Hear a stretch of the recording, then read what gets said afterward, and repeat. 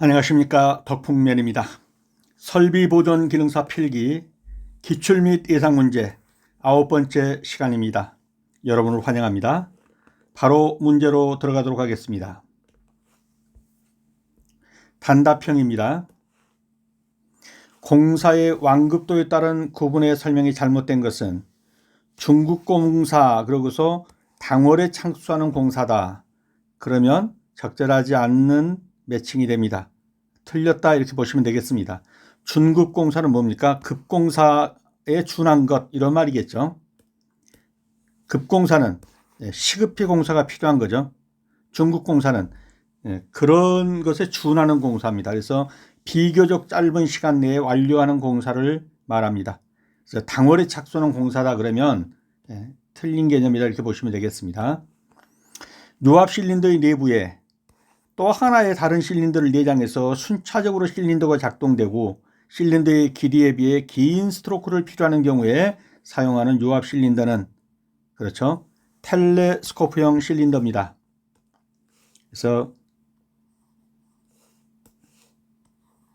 실린더의 행정거리가 이만큼이다 그러면 여기서 압이 가득 차면 그 다음 것이 여기서 이렇게 또 뽑혀 나오죠. 이 안테나처럼. 또 이게 차면은 또 그 다음 게 나오고 그래서 이제 사다리차 모양으로 높은 행정거리를 긴 행정거리를 유지할 때 이런 식으로 뽑아 쓰는 것처럼 나온다. 그래서 이게 텔레스코프형 실린더가 되겠습니다. 양쪽이죠. 더블 제어 밸브 체크 밸브라고도 하며 앞쪽 공기 입구가 2개소 출구가 1개소로 되어 있으며 서로 다른 위치의 신호 밸브로부터 나오는 신호 분류를 하고 제2의 신호 밸브로 공기가 노출되는 것을 방지하므로 오화 요소라고도 하는 밸브는 셔틀 밸브죠.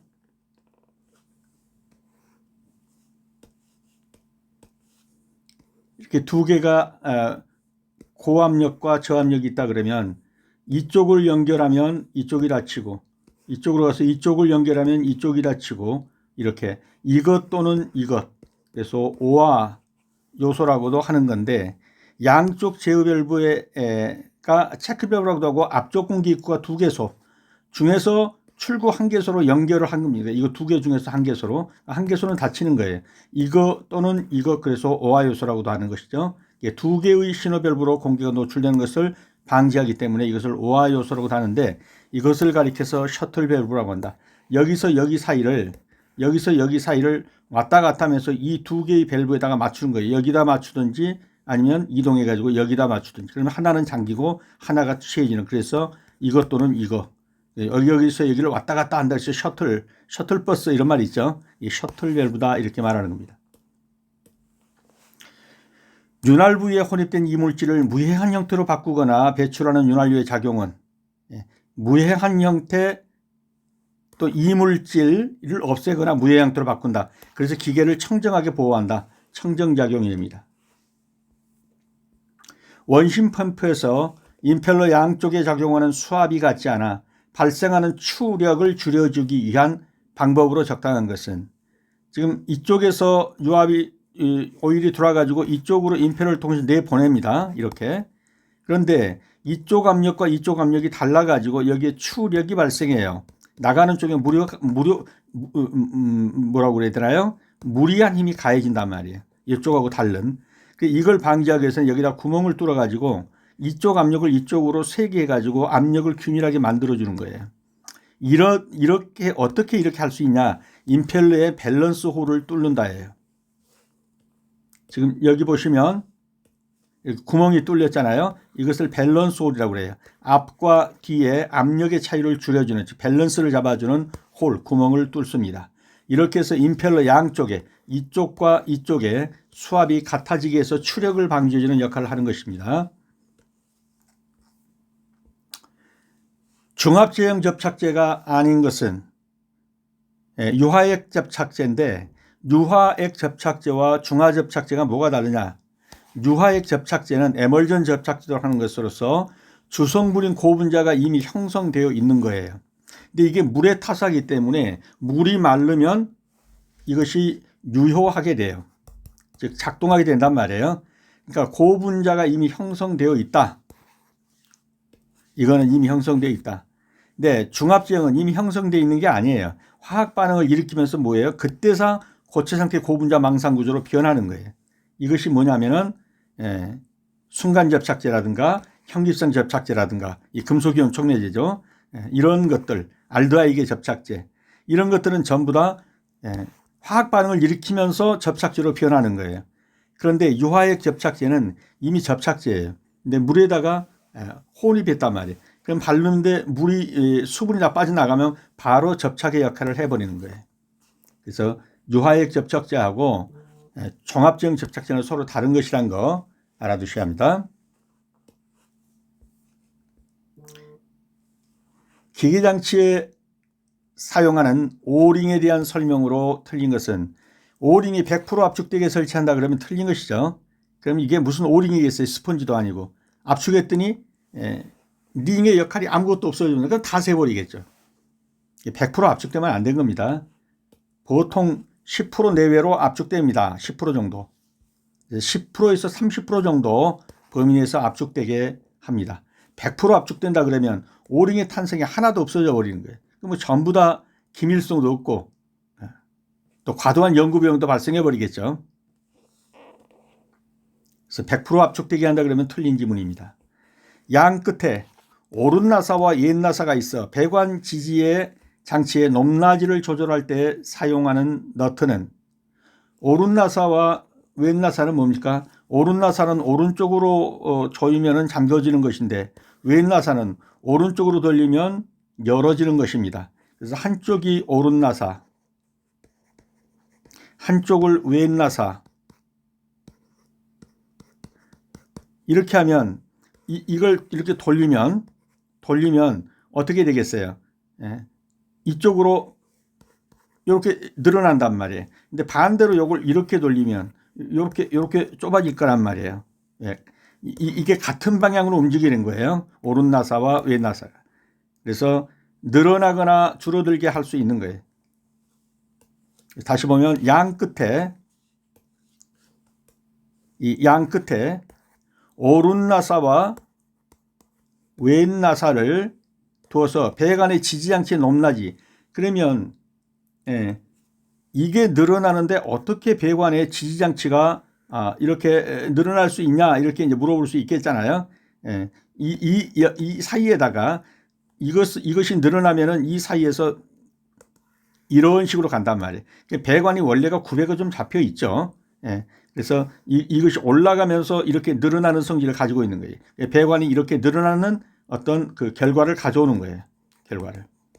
그래서 양 끝에 오른 나사와 왼 나사가 있어서 배관 지지장치의 높낮이를, 이걸 늘리면 배관 지지장치가 이렇게 늘어나는 거예요. 늘어나는 거. 높낮이를 조절할 때 사용되는 널트는 이걸 가리켜서 뭐라고 한다? 턴버클이라고 한다. 턴버클. 버클을 이렇게 돌리는 거예요. 이렇게. 그러면 늘어나고 줄어들고. 그래서 턴버클입니다. 키를 조립할 때 보스가 축방향으로 움직이는 키는, 보스가 축방향으로 움직인다. 그럼 뭡니까? 패더키죠. 축에 이런 홈이 있는 거예요.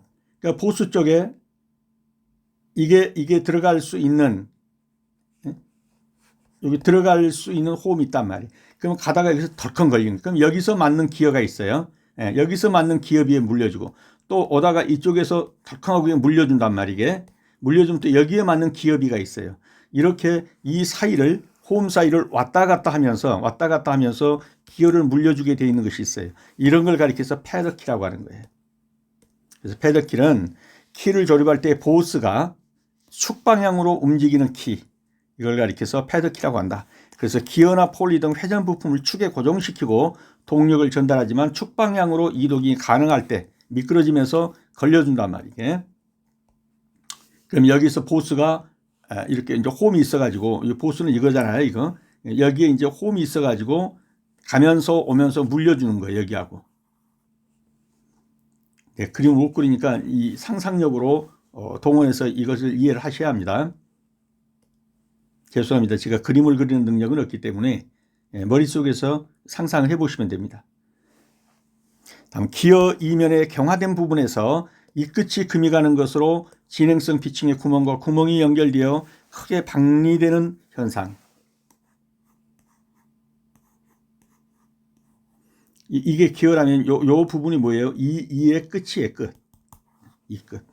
그래서 그 이 면 또는 이 면이면 이거죠. 면의 경화된 부분에서 딱딱해진 부분에서 이 금이 가는 거예요. 금이. 그래가지고 진행성 피칭 구멍과 구멍이 연결돼 크게 박리된다. 이런 걸 뭐라고 그러냐? 스폴링이라고 한다. 스폴링. 그래서 기어 이면의 경화층에서 발생한 진행성 피칭이 닳아서 서로 열화되는 거예요. 피칭이. 구멍들이 서로 이제 구멍이 뚫리면서 큰 조각으로 박리되는 현상. 이걸 가리켜서 스폴링이라고 한다. 또는 케이스 크러싱이라고 한다. 이는 뭐에서 오냐? 표면 피로에서 온다. 일종으로 피칭보다 더 심각한 손상 형태이다.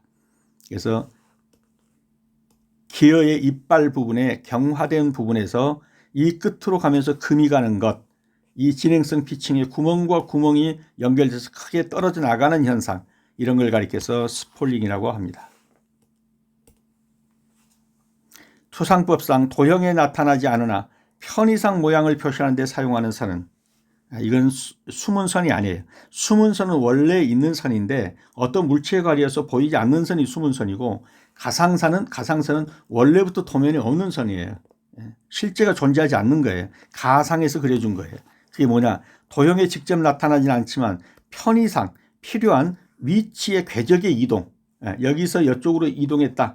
이런 식의 가상선을 그어준단 말이에요. 이치의 이동 경로나 인접 부분을 표시할 때 나타내는 선, 예를 들어서 움직이는 부품의 한계 위치라든가 공구의 경로 등을 나타낼 때 사용하는 선, 이런 걸 가리켜서 뭐라고 그럽니까? 가상선이다. 실제로 투영돼서 존재하는 선은 아닙니다. 가상선이다.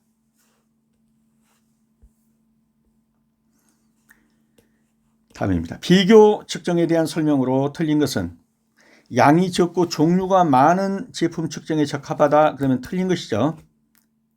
비교 측정을 하는 것은 이런 이 측정 기구를 놓고 제품을 여기에 딱 들이맞췄더니 딱 맞는다. 그러면 합격, 불합격. 근데 틀린다. 이만큼이 편차가 나더라. 이렇게 비교해 보는 거예요. 그러려면 뭐예요?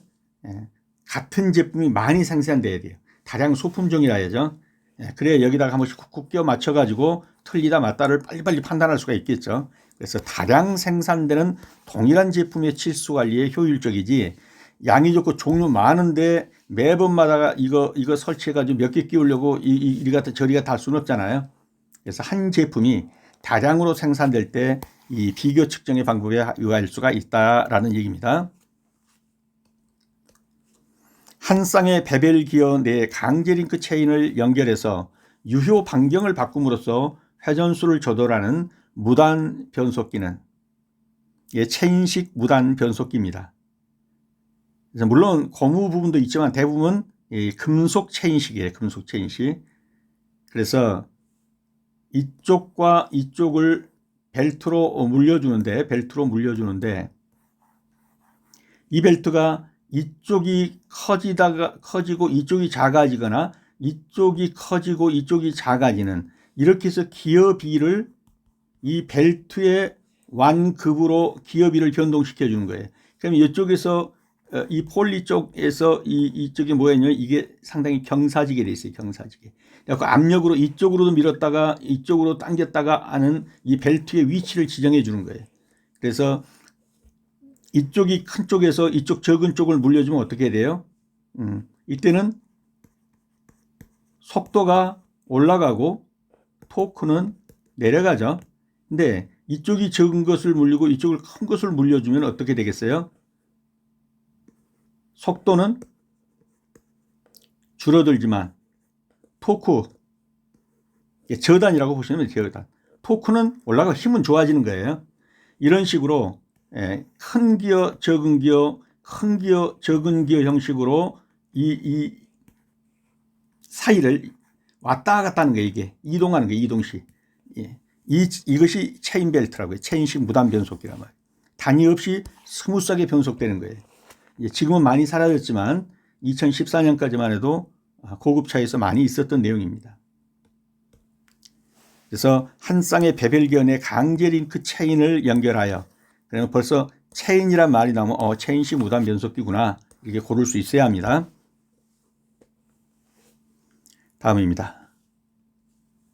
코일 스프링의 제도 원칙에 대한 설명으로 틀리는 것은, 스프링은 원칙적으로 하중이 걸린 상태로 도시한다 그러면 틀렸죠. 예. 이렇게 있다 그러면 누르지 않은 상태, 있는 그대로의 상태에서 도식을 해줘야지, 이것을 하중을 받기 위해서 눌러서 이만큼 이렇게 표시하지면 안 된다는 얘기예요.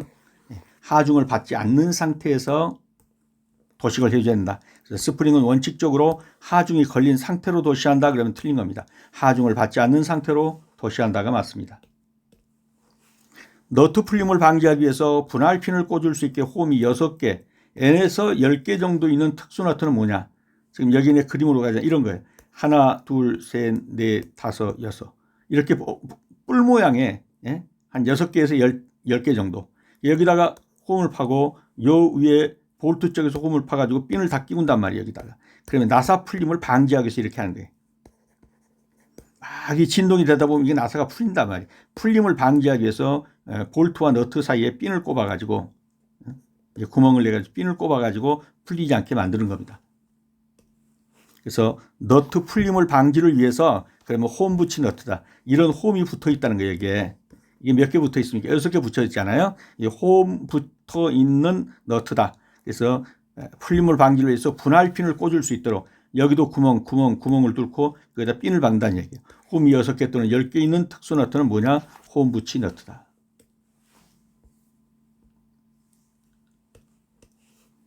기어의 손상에서 이 면의 열화에 해당하는 손상의 원인으로 오른 것은 이빨 부분이 열화가 된다.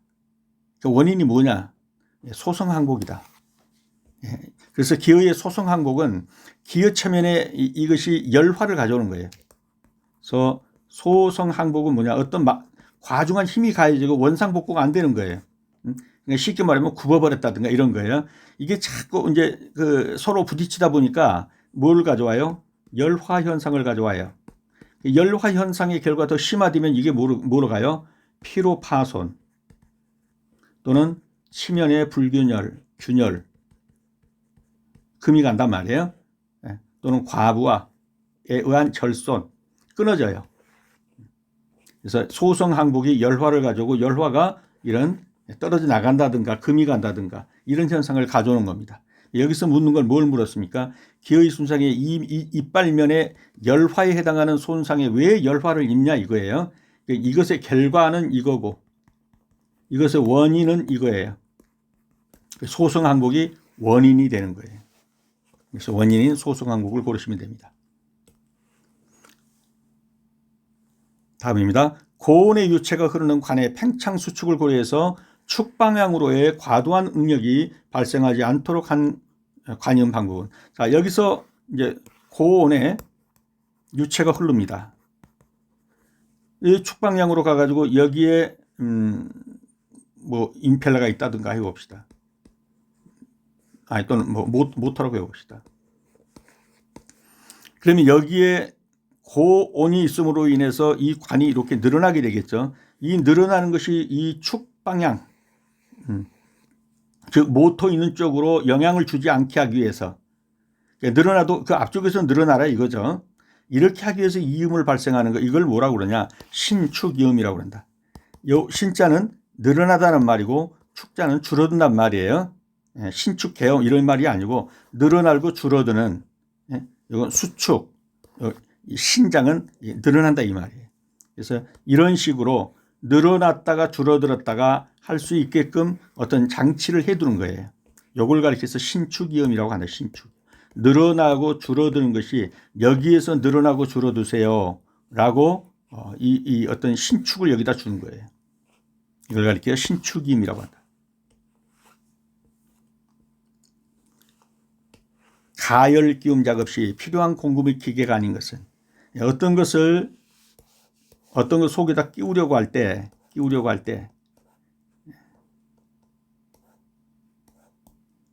열을 가면 이게 늘어나잖아요. 그 사이에 꽉 끼우는 거예요. 꽉 끼울 때. 끼움 작업, 이것을 가리켜서 가열 끼움 작업이라고 그래요. 열을 가해 가지고 좀 팽창하게 한 다음에 꽉 끼우는 거죠. 이럴 때 필요한 공급은 기계가 아닌 것은 그랬어요.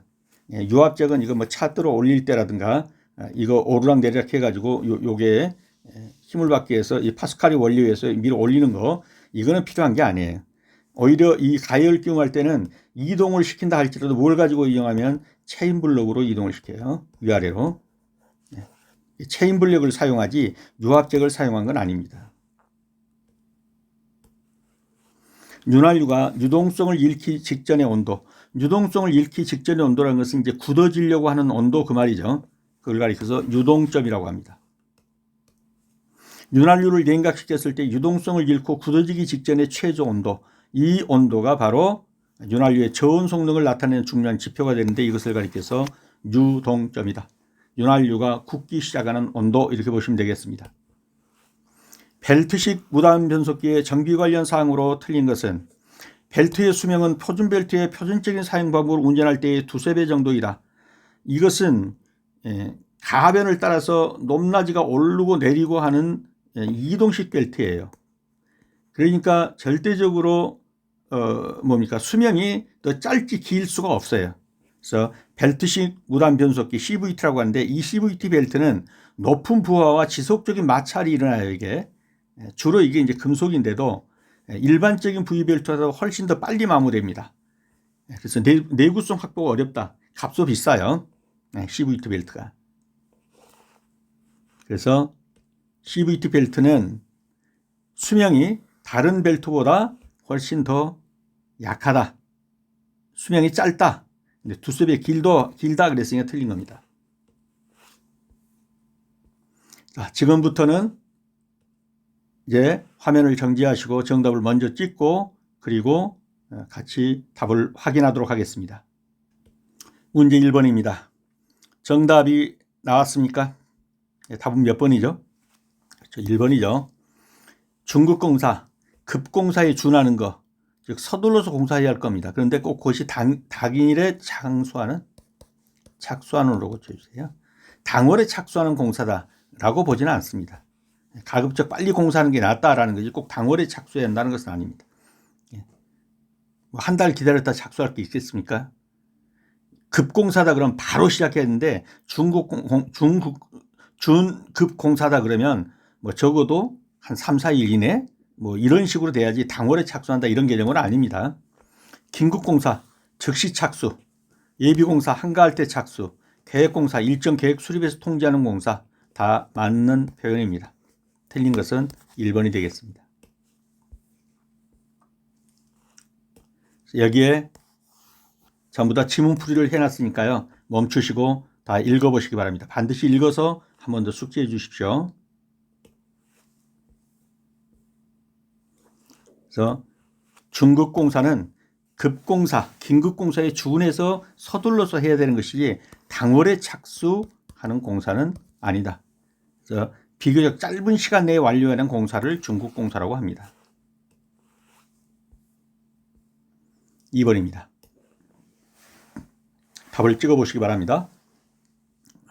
네, 찍으셨습니까? 정답은 몇 번이죠? 그렇죠. 4번이죠.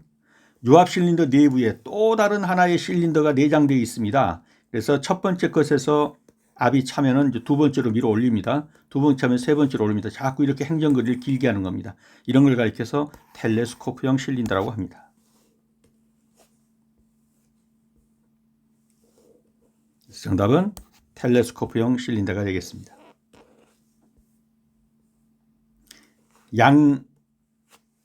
양쪽 제어 밸브,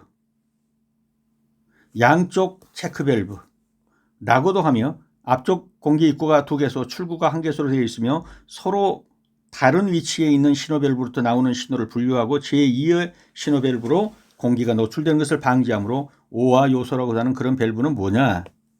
아까도 말씀드렸지만 여기에 2개의 밸브가 있는데 셔틀 밸브가 여기로 가서 맞추기도 하고 여기로 가서 맞추기도 하고 여기다 맞추면 이게 아니고 여기다 맞추면 이쪽이 닫혀서 오화 밸브라고 한다. 이걸 가리켜서 뭐라고 하냐? 셔틀 밸브라고 한다.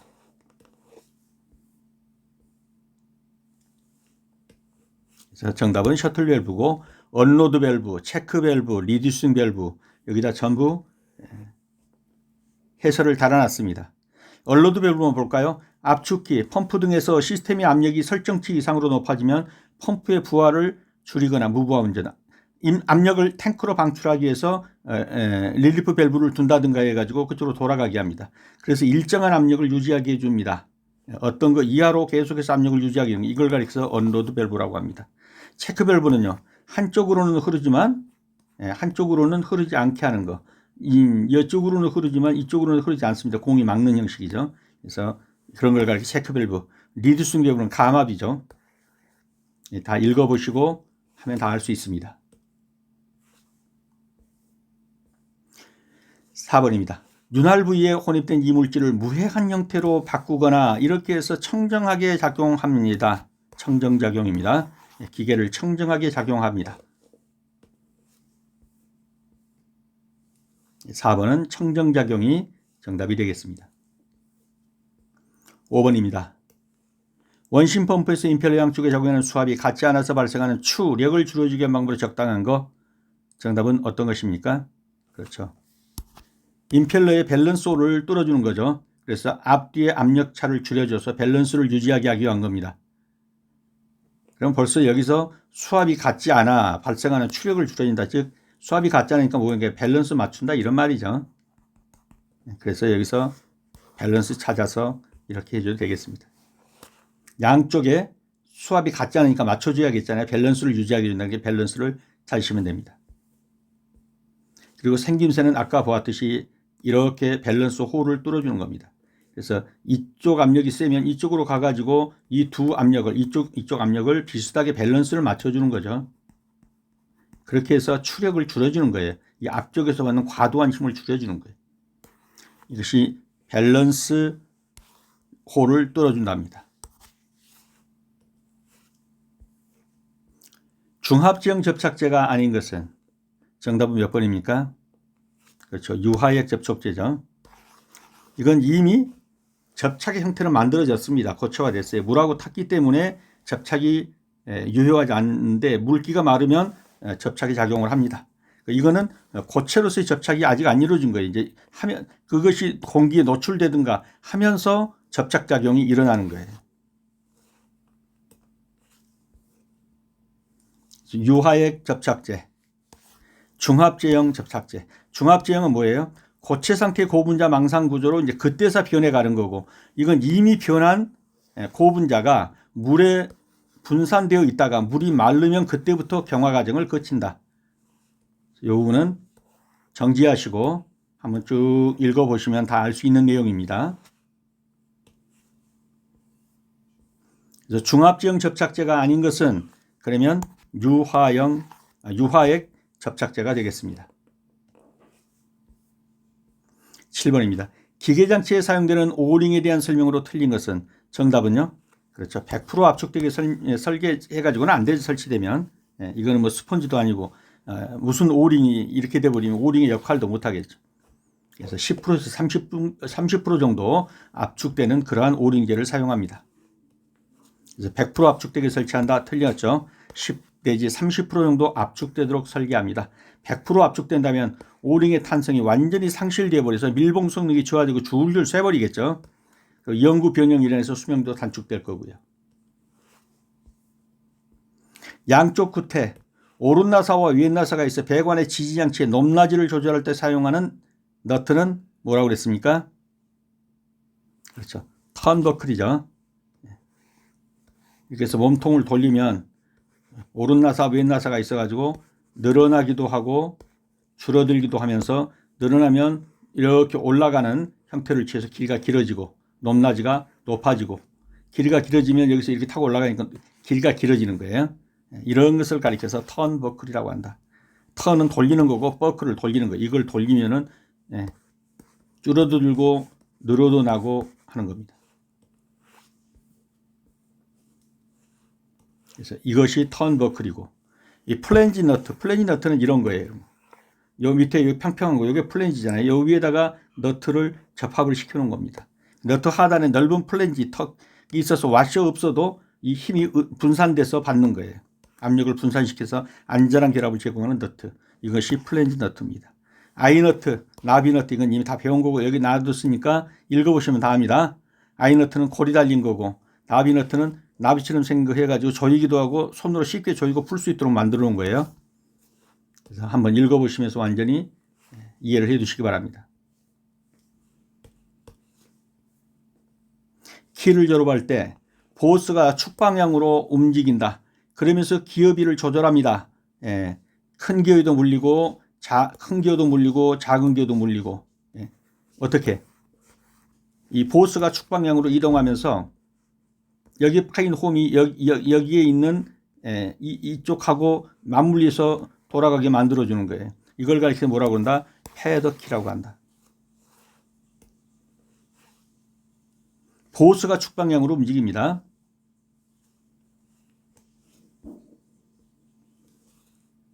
그래서 기어나 폴리 등 회전 부품을 축에 고정시키고 동력을 전달하지만 축방향으로 이동이 가능해야 할 때 사용하는 겁니다. 이것이 패더키가 되겠습니다. 보스가 축방향으로 움직이는 키입니다. 기어의 이면에 경화된 부분에서 끝이 금이 가는 것으로 진행성, 피칭의 구멍과 구멍이 연결되어 크게 박리되는 것, 이런 것을 뭐라고 그러죠? 스폴링이라고 하죠.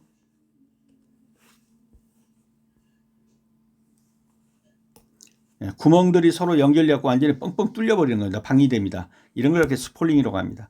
피칭은요, 기어 표면에 작은 구멍이 생기는 정도의 피로 파괴 현상, 초기 현상입니다. 백래시는 헐겁거나 꽉 끼는 정도, 맞물린 기어 치면의 유격이 꽉 끼면 뻑뻑한 거고, 헐렁하면 헐렁한 기어가 되는 거예요. 백래시가 크다라고 말하죠. 백래시가 적으면 꽉 끼는 거, 백래시가 크면 헐렁한 거. 스코어링, 과부하 및 윤활유 불량으로 인해 치면이 긁히거나 융착되는 현상. 그래서 스폴링, 기어 치면의 경화층에서 발생한 진행성 피칭의 구멍들이 연결돼서 큰 조각이 돼갖고 떨어져 나가는 거, 이런 걸 가리켜서 스폴링이라고 한다. 11번입니다. 투상법상 도형에 나타나지 않으나 편의상 필요한 모양을 표시한다. 그런 것을 뭐라고 그러냐? 숨은 선이라고 하지 않고 가상선이라고 합니다. 원래 도면에 없는 선입니다.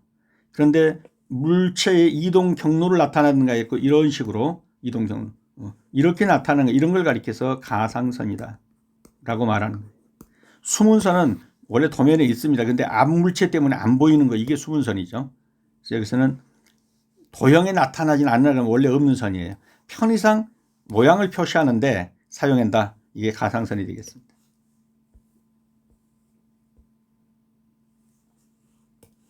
요 부분 읽어보시면 다 알 수 있는 내용들입니다. 수준면선, 수면, 물이 얼마나 차 있는가, 액면 등의 위치를 나타낼 때 사용되는 거, 이게 수준면선입니다. 비교 측정에 대한 설명으로 틀린 것은, 정답은 몇 번입니까? 그렇죠. 양이 좋고 종류가 많은 제품은 직접 측정해야지 비교 측정으로 안 되죠. 비교 측정은 일정한 수를 딱 놓고 이 게이지를 놓고 여기에 꽉 맞는지 안 맞는지, 안 맞으면 불량, 맞으면 합격, 틀리면 얼마나 틀린지를 받고 조정해 주는 겁니다. 이걸 가리켜 비교 측정이라는 게, 양이 많고 단일 종류인 거, 이런 것에 비교 측정을 하는 거죠.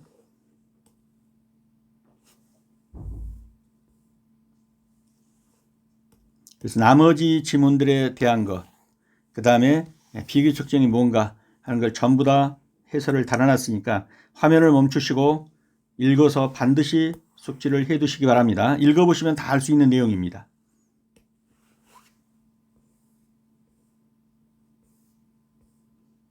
(13번입니다) 한 쌍의 배별기형에 강제 링크 체인을 연결해서 유효 반경을 바꿈으로써 회전수를 조절하는 무단 변속기는, 아까도 봤죠. 잘 모르겠다 그러면 워딩에서 찾아야 합니다. 체인을 연결한다, 그러니까 체인식 무단 변속기입니다. 아까 설명했으니까 여기서 넘어가겠습니다. 강제 링크 체인을 연결해 가지고 유효 반경을, 이걸 큰 것으로도 만들고 이걸 작은 거, 이걸 큰 것으로 만들고 이걸 작은 걸로 만드는 것을 기어가 경사면을 타고 오르락 내리락 하면서 이걸 연결해 주는 거예요. 그래서 기어비를 변경해 주는 거예요. 이것을 가리켜서 체인식 무단 변속기라고 합니다. 14번입니다. 코일 스프링의 제도 원칙에 대한 설명으로 틀린 것은 정답은요. 그냥 눈에 보이죠. 스프링은 원칙적으로 하중에 걸린 상태로 도시하면 틀리는 거죠. 무하중의 상태로 도시해야 합니다. 그리고 특별한 단서가 없는 한 모두 오른감기로 도시하고요. 스프링의 종류와 모양만 도시할 때는 재료의 중심선만 굵은 실선으로 그려주고 맞고요. 하중과 높이 또는 휭과의 관계를 표시할 필요가 있을 때는 선도 또는 요목표에 표시한다. 맞습니다. 틀린 것은 1번이고 정답이 되겠습니다.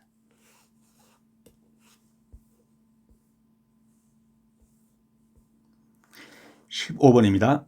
너트의 풀림 방지를 위해서 분할핀을 꽂을 수 있는 홈이 6개 또는 10개 이런 홈이 있는 풀림 방지를 위해서 분할핀을 꽂을 수 있는 홈이 있는 거 이걸 뭐라고 한다고 그랬죠? 홈 붙이 너트입니다.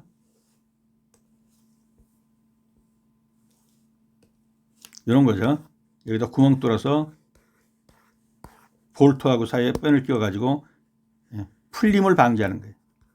진동이 있다 보면 이게 자꾸 풀린단 말이에요. 이게 풀림 방지하기 위해서 위아래로 고정핀을 꽂아주는 겁니다. 그래서 홈 붙이 너트는 너트의 상단부에 6개 또는 10개의 홈이 파여 있는 것이 특징이다. 볼트에 구멍을 넣고 너트의 홈과 맞춘 뒤 분할핀을 꽂아서 고정함으로써 진동이나 충격으로 오는 뭐를 방지한다? 너트가 풀리는 것을 방지하는 것이다. 이것이 홈 붙이 너트가 되겠습니다.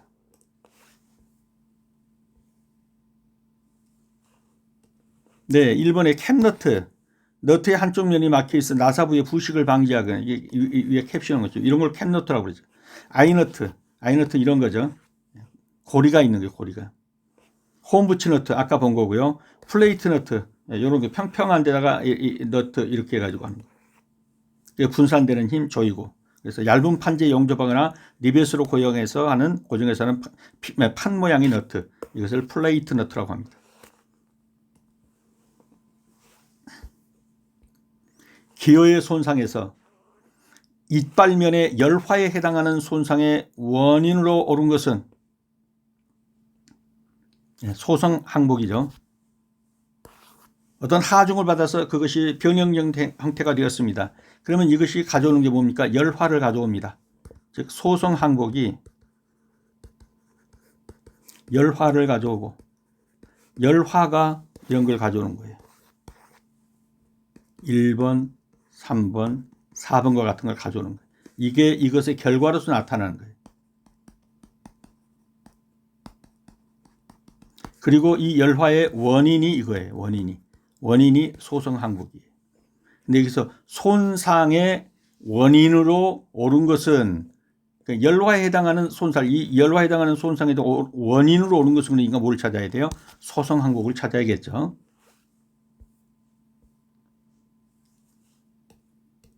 그래서 여기에 있는 해설을 한번 읽어보시면 제가 설명드린 내용을 그대로 알 수 있을 것입니다. 그래서 화면을 멈추시고 다 읽어서 숙지하시기 바랍니다. 17번입니다.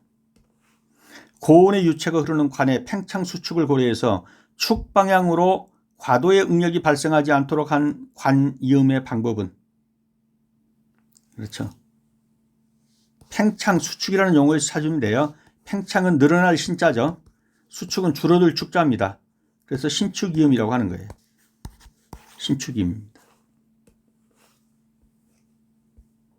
그리고 신축이음이 이렇게 생겼단 말이죠. 이쪽에서 뜨거운 이제 핫 오일이 옵니다.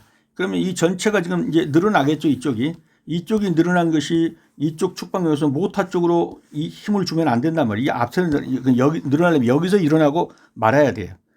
그래서 여기서 신도하고 축도 하라 이거예요. 늘어나든지 줄어들든지 여기서 마감 짓고 여기 모타 쪽으로까지 영향 주지 말아라. 이 방향으로 오는 것을 응축을 방지해 주는 겁니다. 이걸 가리켜 신축 이음 배관이라고 합니다. 플랜지 이음 배관은 볼트 나사로 이렇게 조여버렸습니다. 이게 늘어나는 것은 아니죠. 이거는. 그래서 조금 전에 본 그림이 이 플랜지 이음입니다. 볼트로 연결하는 방식으로 분해 및 조립은 용이하지만 신축 흡수는 안 되죠. 그다음에 신축 이음은 지금 이제 벨로우즈라든가 이런 유연한 구조로 만들어 가지고 방향 팽창 및 수축을 거기서 흡수해 버리는 겁니다. 용접 이음, 나사형 이음 읽어보시고요. 18번입니다. 가열 끼움 작업 시 필요한 공급의 기계가 아닌 것은 열을 가해 가지고 거기다가 끼웁니다. 그때 필요하지 않은 공구, 그렇죠. 유압잭이죠. 체인브룩은 들어 올리는 데 필요합니다. 수평 프레스도 필요하고 서모미터 온도가 적정 온도인가 이거 봐야 돼요. 이건 다 필요한 것들입니다.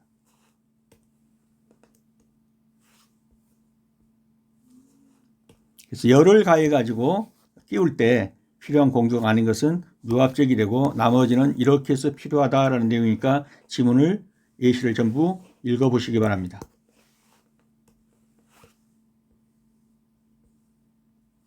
윤활유가 유동성을 잃기 직전의 온도, 즉 굳어지는 온도, 그걸 뭐라고 그런다고 그랬죠? 유동점이라고 합니다. 유동점입니다. 그래 윤활유를 냉각시켰을 때 유동성을 잃고 굳어지기 직전의 최저 온도, 그걸 가리켜서 유동점이라고 합니다. 노점은 뭡니까? 파라핀 왁스 등, 즉 윤활유에 포함된 파라핀 왁스 등이 냉각 시 결정화되기 시작하는 거. 그러니까 완전히 이렇게 굳어지는 상태까지는 안 되고요. 그 왁스가 이제 결정화되려고 하는 그 시작 온도, 유동성을 완전히 잃지는 않았지만 이제 그 유동점 이전에 있는 단계, 이걸 노점이라고 그러는 거예요. 이게 맺힌다는 말이니까 이제 결정화된단 말이에요. 인화점은요, 외부 화원, 어떤 불꽃 같은 것에 의해서 윤활유 표면에 유증기가 순간적으로 확 불이 붙는 온도, 이걸 가리켜서 인화점이라고 그러죠.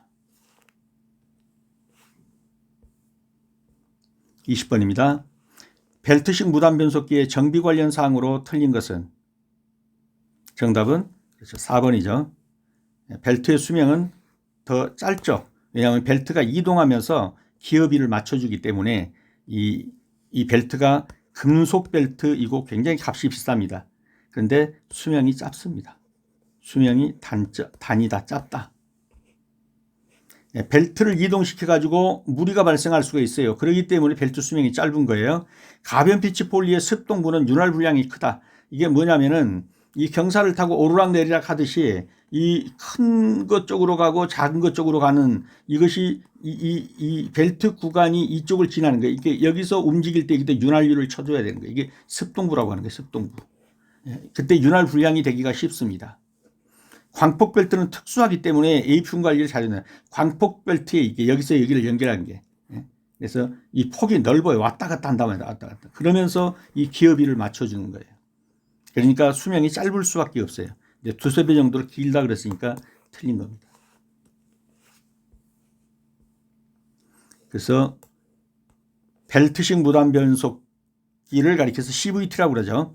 벨트는 높은 부하와 지속적인 마찰로 인해 일반적인 V벨트보다도 훨씬 빨리 마모되는 소모품입니다. 네, 문제집이나 책을 필요로 하신 분들은 영상 더보기란의 주소를 클릭하셔서 구입할 수 있습니다. 수업하시느라 수고 많으셨습니다. 다음 시간에